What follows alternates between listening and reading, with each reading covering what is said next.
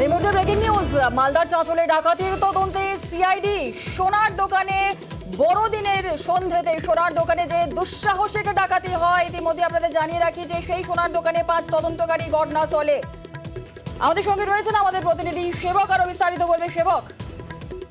একদমই, দেখো আমরা জানিয়েছিলাম, বারবারই খবর দেখিয়েছি যে বড়দিনের সন্ধ্যায় মালদহের চাঁচলে সোনার দোকানে দুঃসাহসিক ডাকাতির ঘটনা ঘটে। ইতিমধ্যে 48 ঘন্টা সময় পেরিয়ে গিয়েছে, এখনো পর্যন্ত কিন্তু দুষ্কৃতীরা অধরা।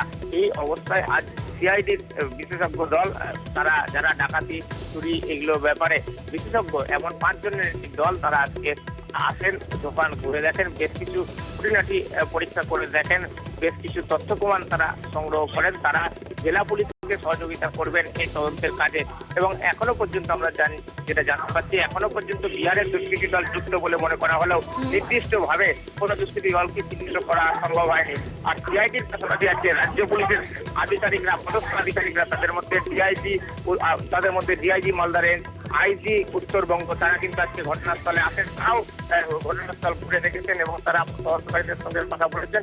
সব মিলিয়ে পুলিশ যেটা জানাচ্ছে যে এই ঘটনার কিনারা করতে সব ধরনের সম্ভাব্য প্রচেষ্টা নেওয়া হচ্ছে, যাতে দুষ্কৃতীদের দ্রুত গ্রেপ্তার করা সম্ভব হয়। কিন্তু এখনো পর্যন্ত নির্দিষ্টভাবে সেরকম কিন্তু কোনো ক্লু পাওয়া যায়নি। জুনালা, বেশ, ধন্যবাদ সেবক।